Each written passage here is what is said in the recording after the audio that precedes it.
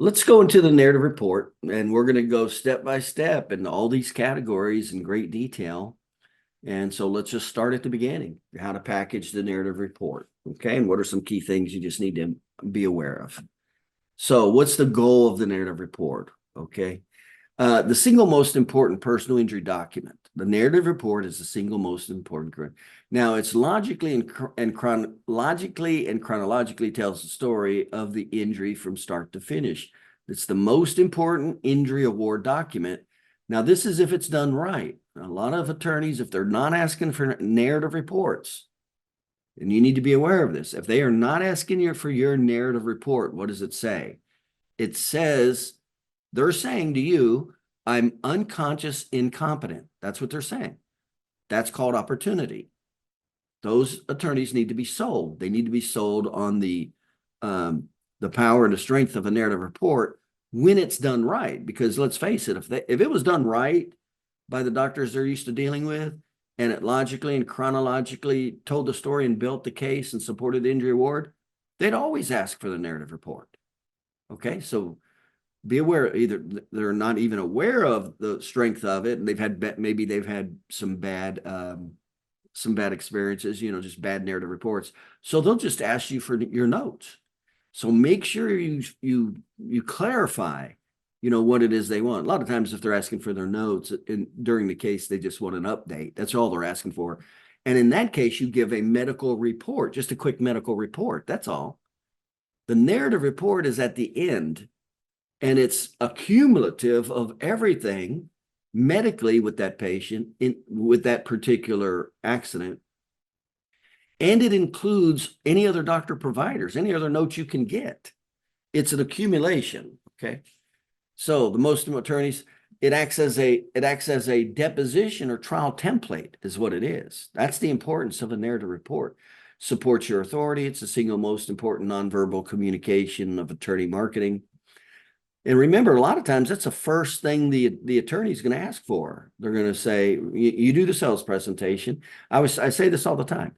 The two things they typically will ask, besides where you're located, is they'll say, and can you help with this particular problem? But they'll go, well, do you have a sample narrative report?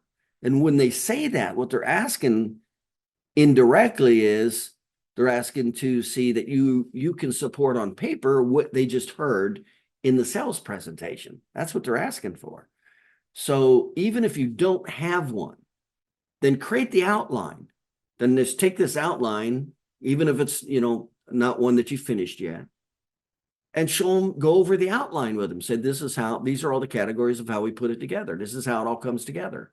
See, that's way better than nothing.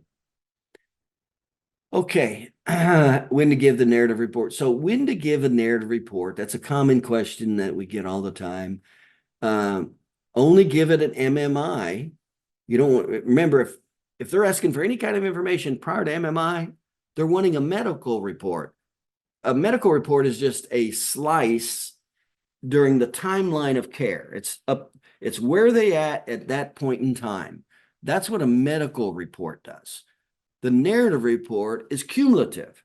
It's from start to the end of care, MMI. That's it. And it's everything relative to that case. Now, you should only be giving a narrative report when the attorney requests it. If they don't request it, you should educate the attorney on the value. And that's a huge red flag. You just got to put it in your head. It's a huge red flag if the attorney does not ask for a narrative report. You have a seriously uneducated attorney. That combined with, he's probably had crap narrative reports from chiropractors before, and they don't get much of anything with narrative reports relative to medical doctors. They just get the doctor's notes. They just get all the hospital notes or that doctor's notes. That's all they get. If you haven't done a case evaluation yet, it's going to stun you how much they have to put together. They essentially gather all the documents. They put them in tabs in categories, whether it's this doctor or this hospital or the billing. Okay. That's typically all they have. They don't have somebody to take all this information, assimilate it, put it together in a logical sequential order. This is unbelievably valuable. What's my point? It's unbelievably valuable. You need to be aware of it, know how to do it, be comfortable with it. And then you need to be aware that if the attorney's not asking for it, that's called opportunity. And you better get over there and give a sales presentation as fast as you can. So another question I often get is, how do you charge for a narrative report? Well, all fees are local. That's like doctors will always ask me, what do you charge for this? What do you charge for that?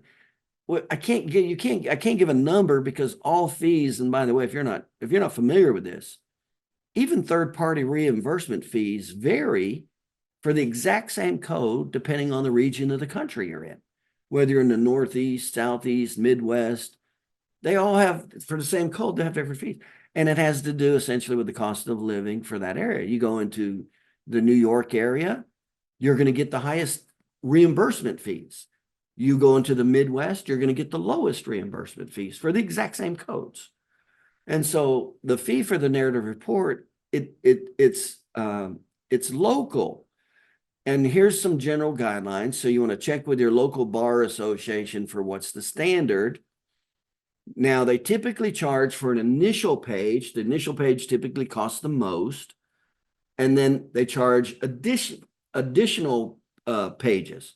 So let's say your narrative report is 7 pages.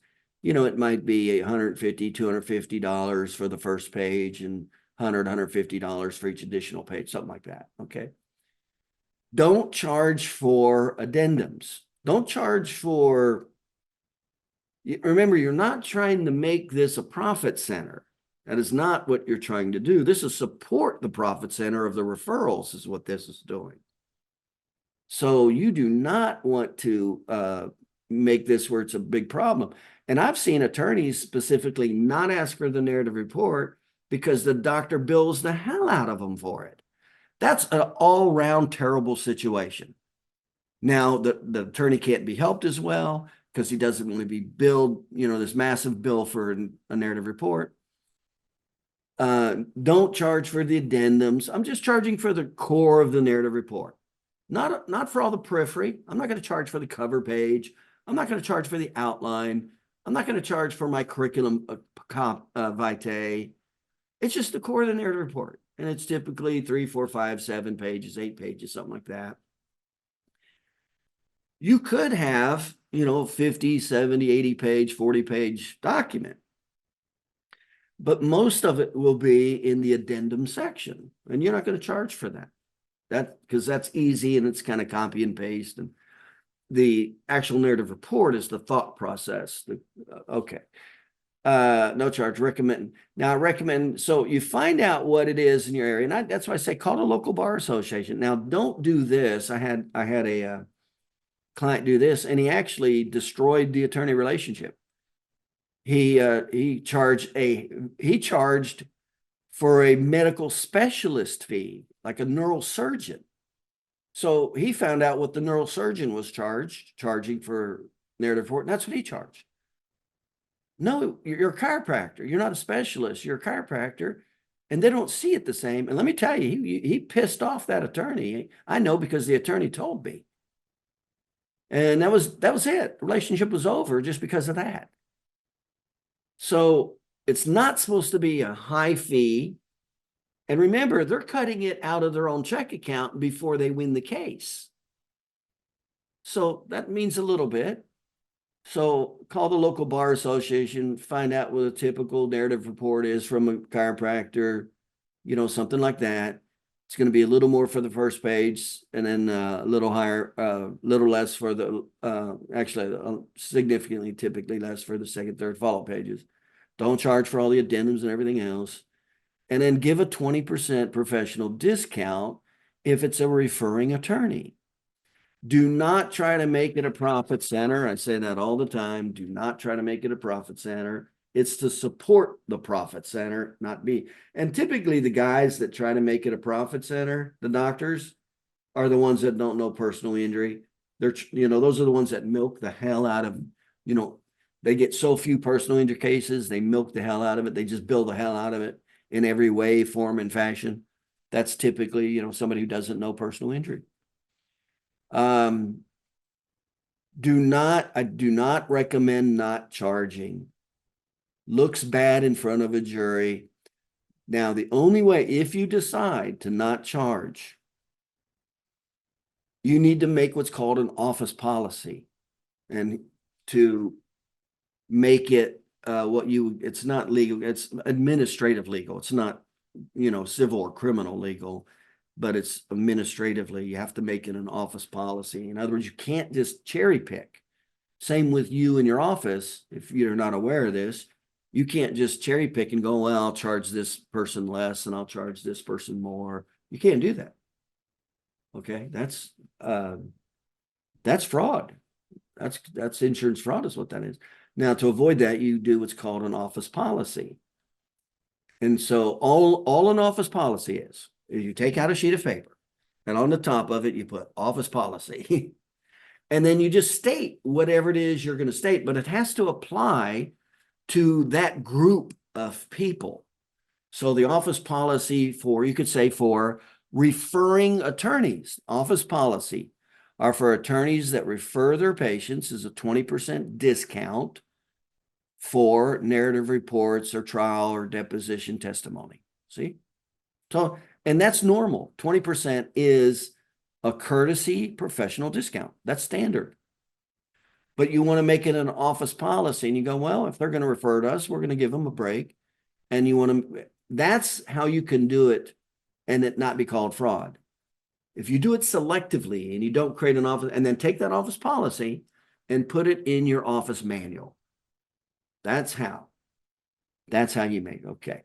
So these are some of the just real basic questions about a narrative report. How do you charge it? When do you give it? And then you give it when it's requested. Okay. Don't just give them out randomly.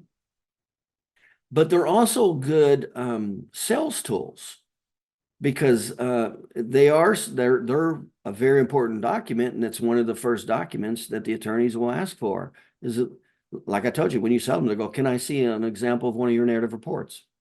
You expect that. You're going to get that. Okay.